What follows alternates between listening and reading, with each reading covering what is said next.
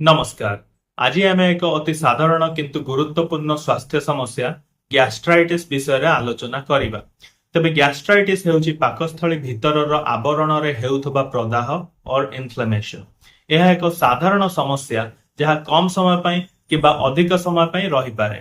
तबे गैस्ट्राइटिस रो मुख्य कारण गुड़िक मध्यरे हेलिकोबैक्टर पाइलोरी नामक एक जीवाणु संक्रमण एवं non steroidal anti inflammatory drug और पेन किलर रो नियमित व्यवहार अन्यतम।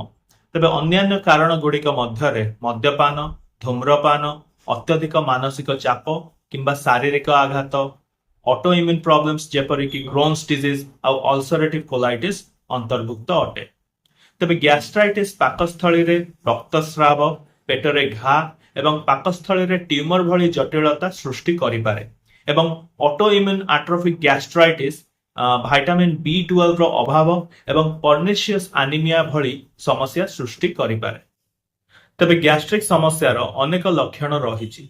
सेगुड़िक मध्यरु केतोटी हेउछि पेटरे जंत्रणा किंबा पोड़ा जला अनुभव हवा, छाती रे जला पोड़ा किंबा हार्ट बर्न हवा, नसिया किंबा बांती बांती लागि रहिबा, पेट फुलिबा किंबा गैस हवा, ढकारी आसीबा, अजीर्ण किंबा इंडाइजेशन अनुभव करिबा, भूख न लागिबा, खाद्य खाइबा परे मध्य पेट भारी लागिबा, किछि किछि क्षेत्र रे ओजन ह्रास मध्य होई पारे एवं शेष रे कोष्ठकाठिन्य किंबा झाड़ा लागि रहिबा। एबे आसंतु आमे गैस्ट्राइटिस रो लक्षण सहित तार होमियोपैथी उपचार विषय आलोचना करिबा। प्रथमे अधिक मसलायुक्त खाद्य खाइबा, मद्यपान किंबा कॉफी जोगी हेउथबा पेट जंत्रणा एवं अजीर्ण पई नक्स भूमिका उपयोगी अटे। पेटरे जळुथबा जंत्रणा, बांती एवं जलापोड़ा पई आर्सेनिक एल्बम नै पारिबे। पेटरे प्रबल कष्टदायक जंत्रणा हेउथले कोलोसिंथ सबठारु उद्दिष्ट मेडिसिन।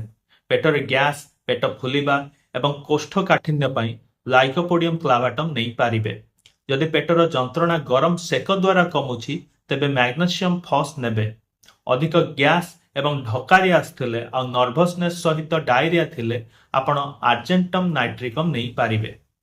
तेबे आशा करूछि आपण एई भिडियोरु गैस्ट्रिक समस्या विषय रे किछि जानिबाको पाइथिबे। जदि यह भल लागिला तेबे एही भिडियो को लाइक करंतु एवं मोर चैनल को सब्सक्राइब करंतु। नमस्कार।